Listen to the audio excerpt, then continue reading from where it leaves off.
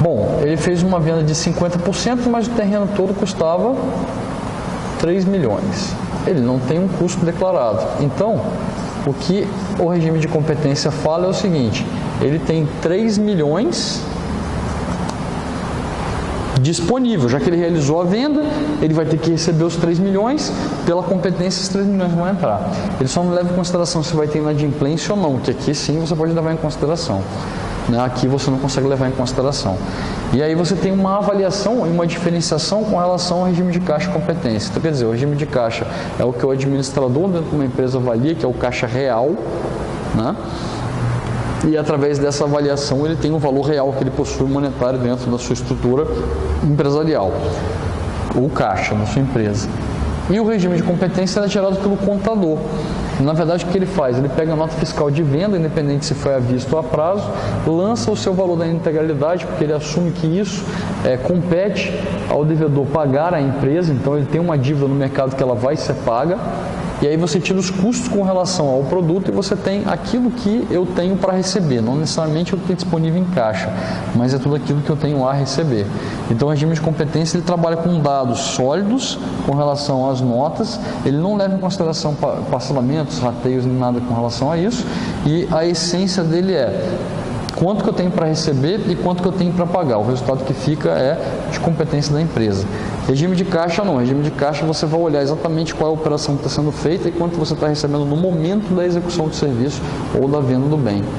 E aí, a partir dali, você vai saber o seguinte: se o que você vendeu, ele realmente vai estar no caixa ou não vai, em que proporção.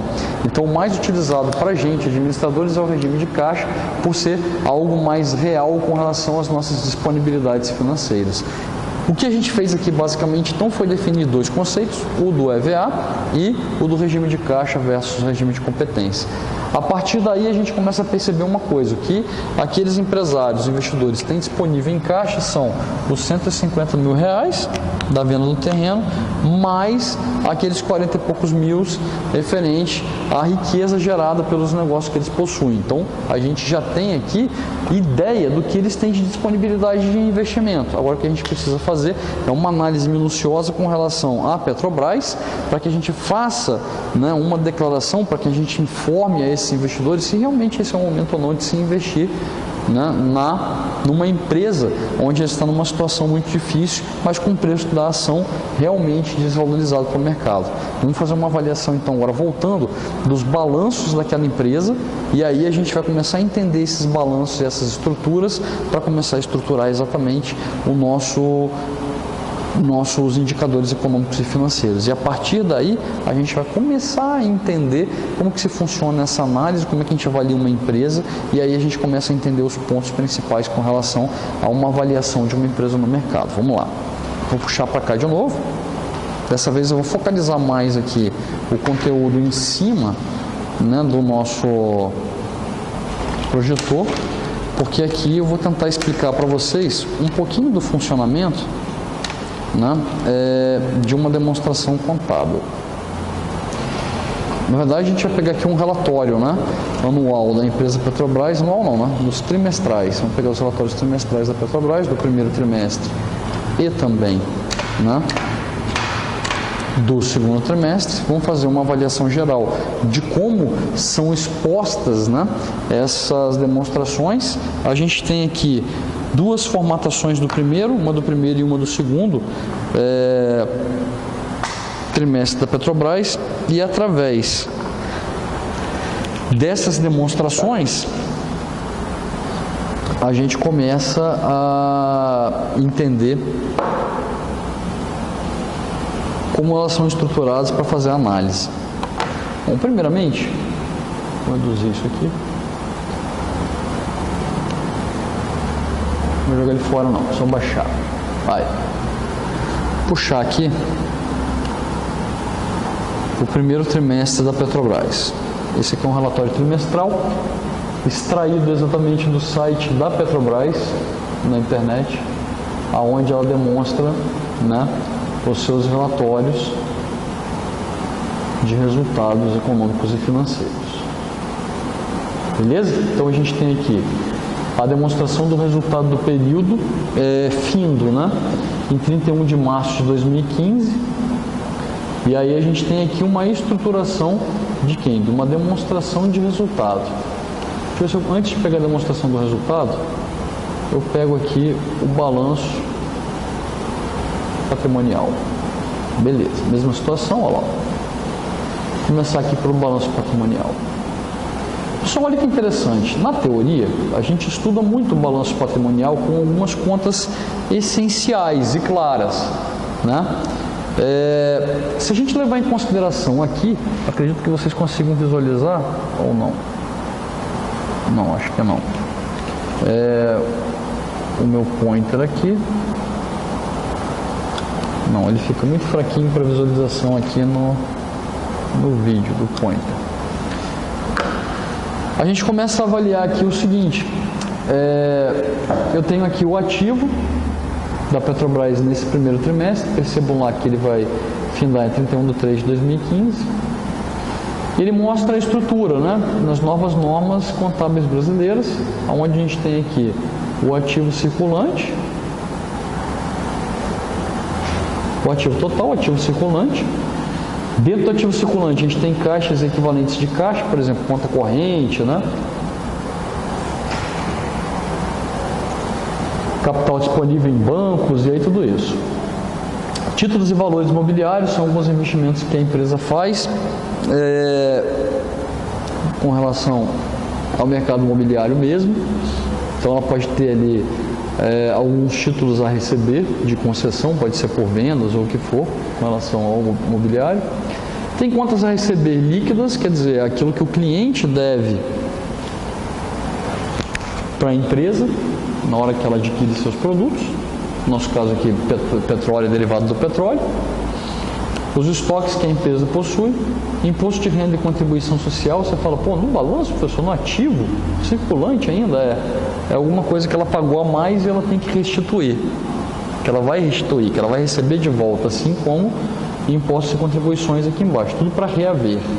Adiantamentos a fornecedores é uma compra antecipada que ela fez de algum produto do fornecedor.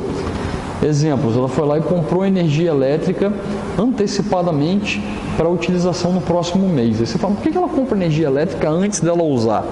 Porque normalmente esse recurso é um recurso muito escasso. E quando o recurso é muito escasso e muito procurado, então as empresas normalmente elas fazem o quê? Elas compram antecipadamente via leilão ou via negociação a capacidade futura de utilização daquele recurso. Quer dizer, ela vai comprar uma capacidade média que ela estima que ela vai usar durante os próximos meses, e aí ela já compra antecipadamente à vista, né, esse recurso.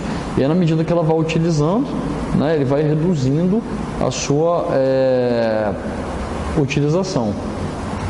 Ou seja, aí ela vai ter que adquirir mais energia. Nesse caso aqui, ela compra energia antecipada e vai consumindo. Se ela consome a mais do que a média, ela paga essa diferença. Se ela consome a menos, ela joga o resultado final para frente, tem saldo para frente. Outros ativos circulantes aqui no caso não são relevantes, não foi explicitado o que era, né? Não circulante, a gente tem dentro deles o realizável a longo prazo, mais conhecido anteriormente, né?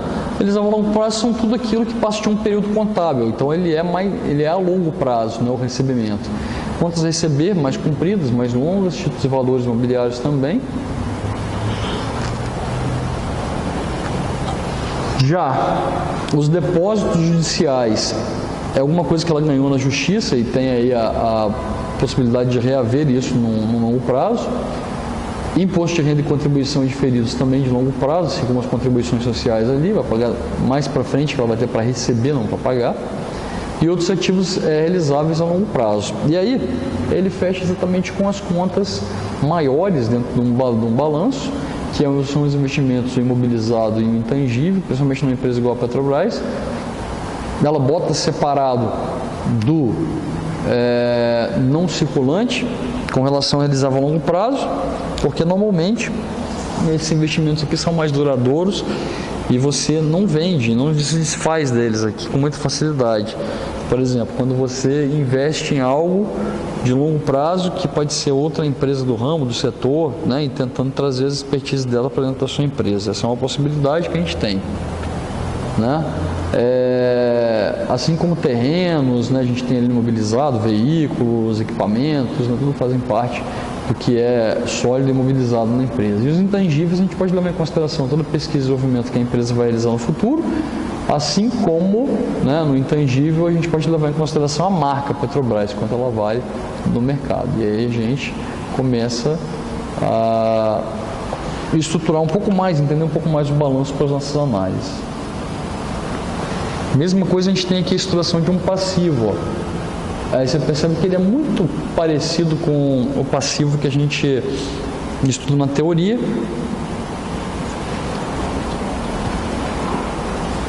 Ele possui aqui algumas contas a mais ou apenas diferentes, mas a estruturação dela é a mesma, né? Você tem fornecedores, financiamentos, arrendamentos mercantis financeiros, imposto de renda e contribuição social, imposto de contribuições, salários, férias, encargos, participações, plano de pensão e saúde e outras contas e despesas a pagar. Então, isso aqui formam para a Petrobras de forma reduzida, né, o seu passivo circulante. E o passivo não circulante, temos aqui financiamentos, arrendamentos mercantis de mais longo prazo, imposto de renda e contribuição social, plano de previdência e saúde, a previsão para processos judiciais, previsão para desmantelamento de áreas e outras contas e despesas a pagar. Lembrando que tudo que você tem aqui dentro do não circulante, ele é mais a longo prazo, quer dizer, você só vai pagar isso aqui quando a Esther começou a trabalhar. Você vai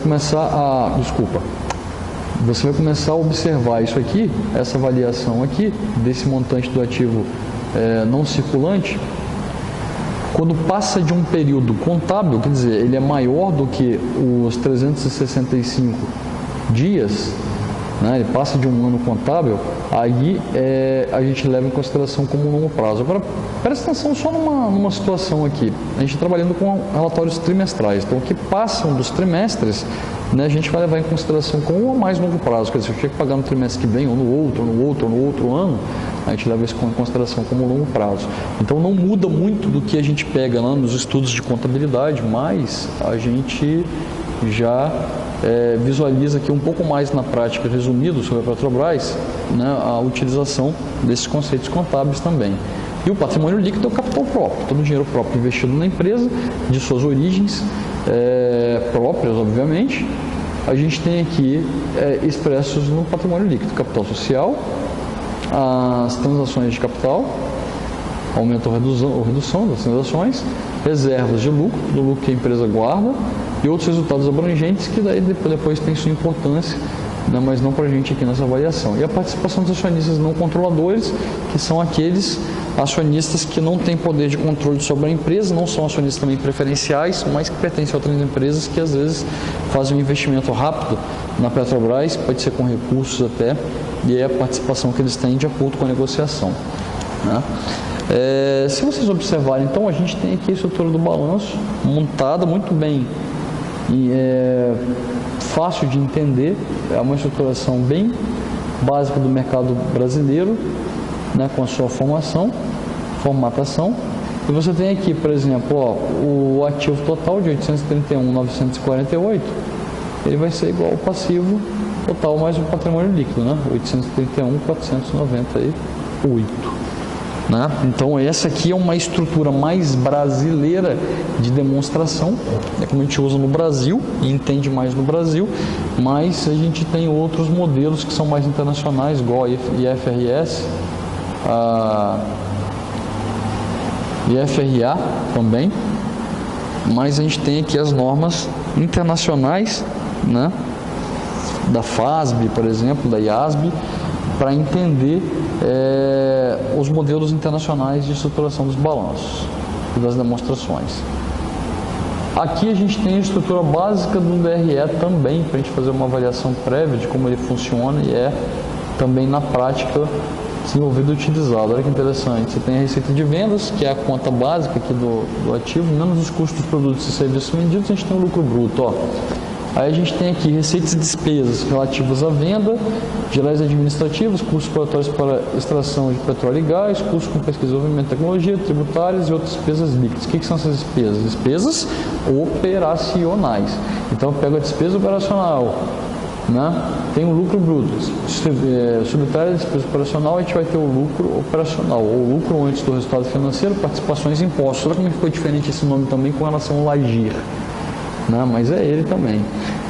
E a gente tem os resultados financeiros líquidos, que a gente tem receitas financeiras e despesas financeiras, que eu falei com vocês que as receitas podem ser, por exemplo, uma variação cambial, e que as receitas, né, aí pode ser as despesas, né, são os juros bancários cobrados ou alguma atividade não relativa ao negócio, mas que gera despesa, a gente pode colocar ali. E a variação monetária e a variação cambial, né, é o que a gente estava comentando a respeito de um ganho não operacional, mas que pode também alavancar o caixa, se for ganho. Aí a gente tem ali resultado de participações em investimentos, participação dos lucros ou resultados, e o lucro antes dos impostos, que é esse que a gente vai trabalhar, é o lucro antes do imposto. E aí esse LAIR, a gente abate o imposto, e aí a gente tem o lucro líquido. Em algumas demonstrações, eles são apresentados também lucro por ação, né?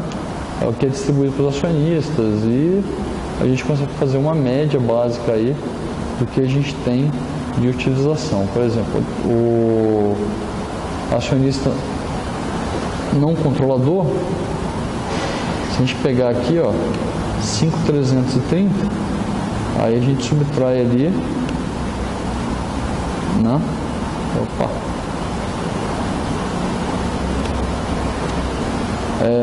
O lucro básico diluído por ação, quanto que é diluído, né? Por ação. E aí a gente guarda isso como reserva de disponibilidade. Aí isso pode ou não ser reaplicado na empresa ou distribuído para os acionistas. A gente faz essa avaliação depois. Ok? Então esse aqui é o relatório do primeiro trimestre. O relatório do segundo trimestre da Petrobras,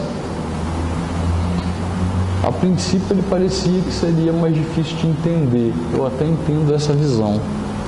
Mas normalmente eu acho mais fácil entendê-lo por causa dos números, a numeração que é utilizada nas demonstrações.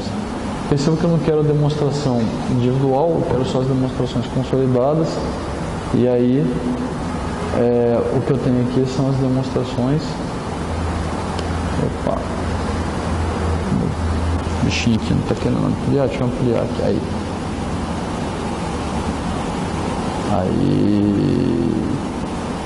Então, como eu ia dizendo, essa numeração é extremamente importante para a gente fazer a avaliação da empresa. Olha que interessante ali em cima ali, todo o grupo de contas, ele é numerado. Então, por exemplo, o número 1 é o ativo total, né? Então, todo o dinheiro que foi aplicado na empresa, ele está no ativo total. Aí, como que foi feita a distribuição desse ativo total? A distribuição do ativo total foi feita da seguinte forma. Percebam ali em cima ali que você tem aqui o número 1. Ele é o ativo total. As subcontas do ativo total é 1.01, né? 1.02 que a gente tem aqui embaixo. A gente tem ali, ó,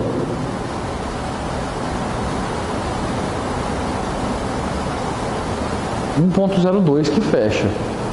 Ou seja, 1.01 é o ativo circulante, 1.02 é o ativo não circulante. E dentro dele estão compreendidos aquelas contas finais que foi o investimento mobilizado em intangível. Olha como fica fácil a gente entender. Dentro do ativo circulante a gente tem um caixa equivalente de caixa. Equivalente a essa conta próxima são as aplicações financeiras, depois as contas a pagar, depois os estoques, os tributos. E dentro dos tributos a gente tem uma denominação, denominado pelo menos uma, deixa eu ver se tem mais alguma aqui, né? Tem, esse outro aqui de baixo. Então, por exemplo, a gente tem caixa, aplicação financeira, contas a receber, estoques e tributos a receber. Dentro dos tributos a gente tem o quê? Tributos correntes a recuperar, e dentro desse em tributo corrente a recuperar, a gente tem o imposto de renda e contribuição social e outros tributos. Somados esses dois, eles fecham nesse 1. E aí, somando esses 6 com 1, 2, 3, 4, né? E o 8 aqui embaixo aqui, a gente vai ter o total do ativo circulante, ok? E o ativo circulante mais o ativo não circulante, a gente gera a conta do ativo total. Ou seja, essa numeração, ela serve muito para a gente, para que a gente tenha, né, uma noção de onde as contas estão. Se eu não entendo muito dessa equivalência dessas contas aqui, porque eles mudaram muito a nomenclatura, os nomes, nunca tinha visto esses nomes, fica fácil de você identificar pela formatação básica, né, que a gente tem lá do balanço patrimonial, a gente aprendeu. Então os conceitos continuam os mesmos, o que modifica aqui é o volume de informações, e quando você numera, fica mais fácil de você entender aonde essas novas nomenclaturas para vocês, elas estão inseridas no contexto do ativo, do passivo, do balanço ou do que for, né? Então a gente tem aqui um agrupamento completo com relação ao ativo, e mais aqui para o lado, ó, a gente tem esse agrupamento também com o passivo. Perceba, ele começa a contar a partir do 2 no passivo. Então, 1 ativo, 2 ele começou no passivo. Provavelmente o 3 ele vai para outra demonstração, que é o DRE. Então, a gente tem aqui, mesma coisa, ó, o passivo total lá em cima. Dentro do passivo total, a gente tem o quê? O passivo circulante, né? E aí, todo ele aqui está como circulante. Se a gente continuar, a gente entra no passivo não circulante, ó, 2.02. Dentro do passivo circulante, a gente tem um monte de contas, como vocês observaram, ó. A 01 final, 02, 03, essas duas aqui inseridas dentro da 03, a 04, essas duas inseridas na 04, a 05, aí você tem essas três aqui contas inseridas na 05, a 06, aí você já tem aqui essa conta inserida na 06, que tem essa conta aqui que é inserida dentro dessa 0602, né? E no final você tem a 07 aqui, que também tem contas ali inseridas dentro da 07, ó. Somando esses valores, né, de duas pontuações, quer dizer, de 2, 0, 1, aí você tem lá 01, 02, 03, 04, 0, até o 07, somando todos esses respectivos valores, a gente vai ter aqui então o nosso passivo total, né? Circulante total, beleza? O passivo não circulante, a gente tem mais um agrupamento de contas. As principais contas do passivo não circulante, a gente tem aqui, ó, empréstimos e financiamentos, que tem essas duas subcontas dentro dela, tributos diferidos, que tem essa subconta dentro dela, provisões, que a gente tem todas essas subcontas aqui dentro das provisões, lembrando que dentro de outras provisões está detalhado em outras 3 que representam ela na soma, ok, aqui. E aí eu tenho aqui a soma desses valores aqui de 2.0201 mais o 03 mais o 04, né? Somados, eles vão me dar o total do passivo não circulante ali total. E o 2.03 a gente fecha com o patrimônio líquido, ó. Então, dentro do meu patrimônio líquido tem todas essas subcontas, né? Que é 01, 02, 04, 05, 08, 09. Você pode me perguntar por que ele não está na sequência, porque as outras contas elas foram muito insignificantes ou tiveram praticamente seu valor como zero. E elas foram retiradas desse resumo porque não tinha necessidade de colocá-las na demonstração. Então, somados todos esses valores aqui, que estão na mesma linha, mesma sequência, mesmo tamanho de número, né? A gente tem aqui o valor do nosso patrimônio líquido na utilização desse recurso, que é o balanço patrimonial. Vocês estão vendo aqui então as duas formas de balanço, uma mais estruturada e outra em números. E não vai ser diferente da nossa demonstração do resultado do exercício. Olha lá. Aí foi o que eu falei com vocês, está começando por 3. E a gente entende aqui muito claramente quais são, né, essas contas todas que a gente possui. Olha lá. Por exemplo, a receita de vendas lá em cima é 01. Dela eu abato o quê? O custo dos bens ou serviços vendidos, prestados. E aí me sobra o quê? O resultado bruto. Do resultado bruto eu vou abater as despesas e receitas operacionais, que são essas aqui todas listadas nos subgrupos todinhos aqui. Depois que eu abato isso, eu chego o quê? Ó, do 04 eu vou para o 05. Eu chego no resultado antes do resultado financeiro dos tributos, que é o nosso LAGIR. Ok?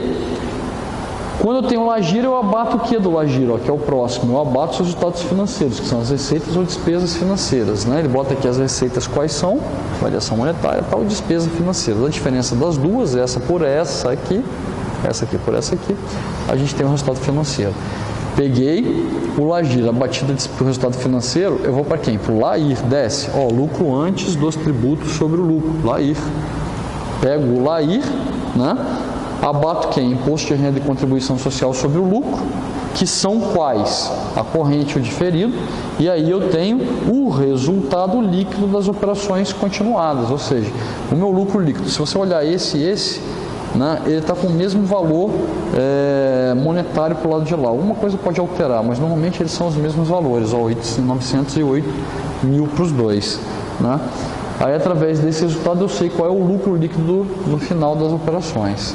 E aí a gente tem aqui as duas demonstrações, tanto do balanço patrimonial quanto do DRE, para a gente começar a fazer a análise dos nossos indicadores. E aí as análises dos nossos indicadores, elas são extremamente importantes para que a gente saiba qual é a situação que a empresa se encontra.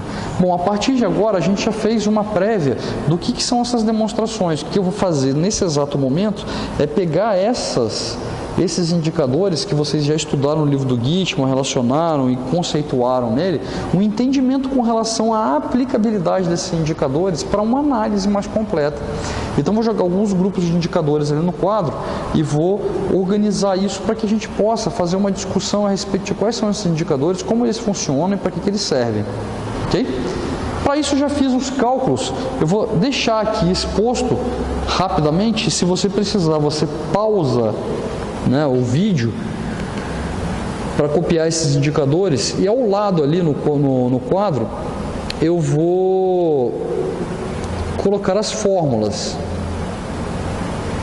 né, para que a gente possa tá entendendo, né, a utilização aqui desses indicadores. Se precisar recorrer, eu volto aqui, né, a esses relatórios para que a gente faça uma análise novamente mais detalhada com relação a isso. Ok? Aqui já tem uma análise mais ou menos feita. Vou explicar passo a passo essa análise, que eu acho que é importante, para que vocês entendam melhor a aplicação disso aqui. E aí eu vou abrir aqui, né, os nossos indicadores. Bom, quero que vocês levem em consideração apenas isso aqui, que é os indicadores de liquidez, que está aqui, o de atividade, os indicadores de endividamento, os de rentabilidade e depois, por fim, os indicadores de mercado. Vamos abrir a fórmula aqui. Eu tenho a liquidez corrente, né, com relação às atividades da Petrobras. Lembrando que esses indicadores vocês possuem, e aí a análise deles vai ser importante para que a gente possa fazer uma classificação, né, da avaliação dessa empresa no mercado. Vou copiá-las ali do lado no quadro para que a gente possa estar avaliando exatamente isso.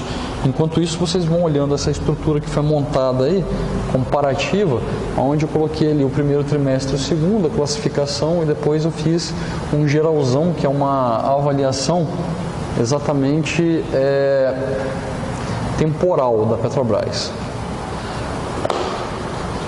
Aí eu vou colocar então aqui do ladinho, enquanto vocês vão olhando ali, eu tenho atividade, dentro dela liquidez corrente, liquidez a seco, depois eu tenho aqui atividade, dentro da atividade, vão olhando e anotando o nome que eu estou dando, ó, a gente tem o giro do estoque, o giro do ativo, eu tenho o prazo médio de pagamento, o prazo médio de recebimento, depois eu tenho o endividamento,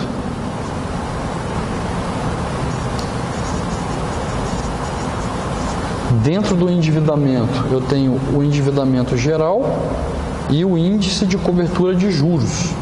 Isso aqui eu vou expor as fórmulas. Depois eu tenho os de rentabilidade. Dentro dos indicadores de rentabilidade, quem que eu tenho ali? A margem do lucro bruto, a margem do lucro operacional, a margem do lucro líquido. Aí eu tenho ali o ROA, o ROI,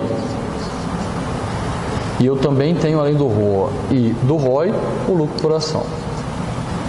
Ok? Vou expressar eles mais abaixo aqui para vocês. O ROI, lucro por ação. E no final tenho os indicadores de mercado.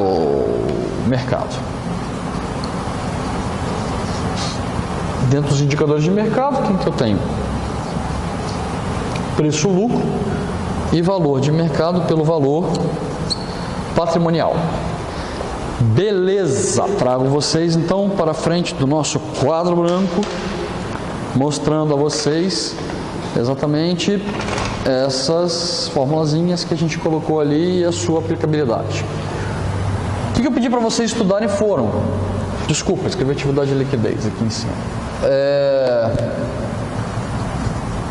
Aí.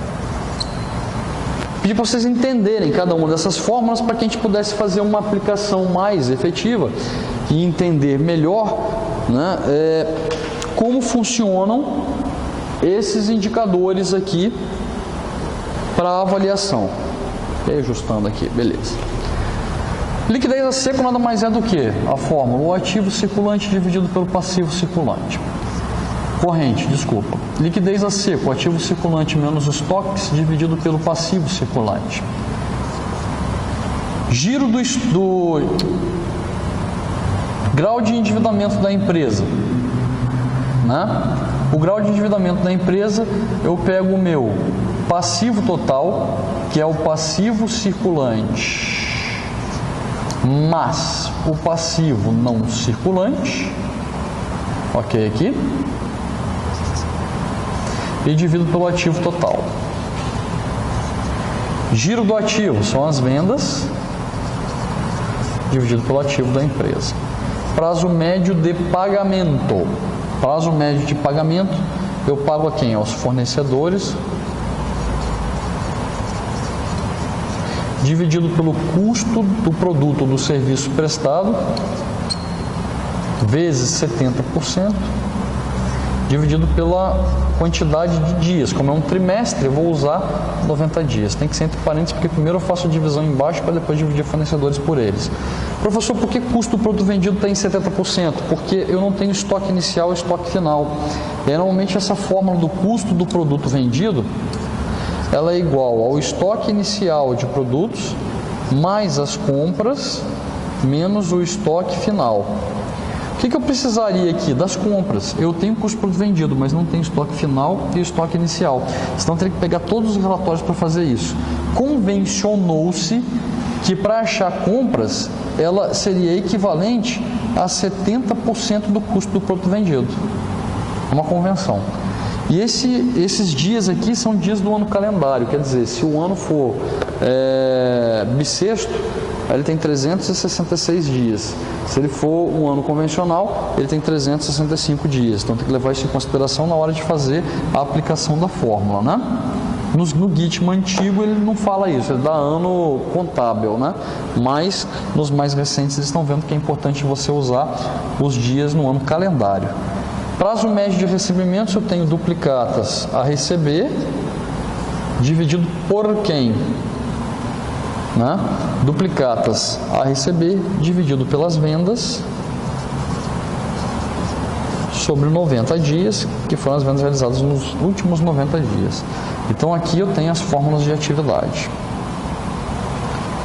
Beleza? Pessoal, aqui eu botei grau de endividamento, mas na verdade é o giro do estoque. Essa aqui é o endividamento geral. Deixa eu pegar aqui do estoque, que eu acabei me precipitando aqui, né? E não fazendo isso aqui certo. Esse aqui é o custo do produto vendido dividido pelos estoques. É um giro do estoque. É um giro aí. Acertado, beleza? E aí o endividamento geral, que é a fórmula que estava lá em cima, né? Então o nosso endividamento geral nada mais é do que o nosso passivo circulante mais o passivo não circulante dividido pelo ativo total, beleza? Acertado ali. E o índice de cobertura dos juros, última fórmula dessa nossa conta aqui. O índice de cobertura dos juros nada mais é do que o nosso LAGIR, que é o lucro antes dos juros e do imposto, divididos pelos juros. Beleza? Grupamento de contas, as suas fórmulas vou usar para o entendimento na hora que eu for explicar lá o nosso cálculo da planilha. Margem de lucro bruto, nada mais é do que o nosso lucro bruto dividido pelas nossas vendas. Margem de lucro operacional é o nosso LAGI dividido pelas vendas. Olha que bonitinho. Margem de lucro líquido é o nosso lucro líquido dividido pelas vendas. Bem repetitivo, né? ROA, retorno sobre o ativo. Eu pego o nosso lucro líquido e divido pelo ativo da empresa. ROI é o retorno sobre o capital próprio. Eu pego o lucro líquido e divido pelo patrimônio líquido.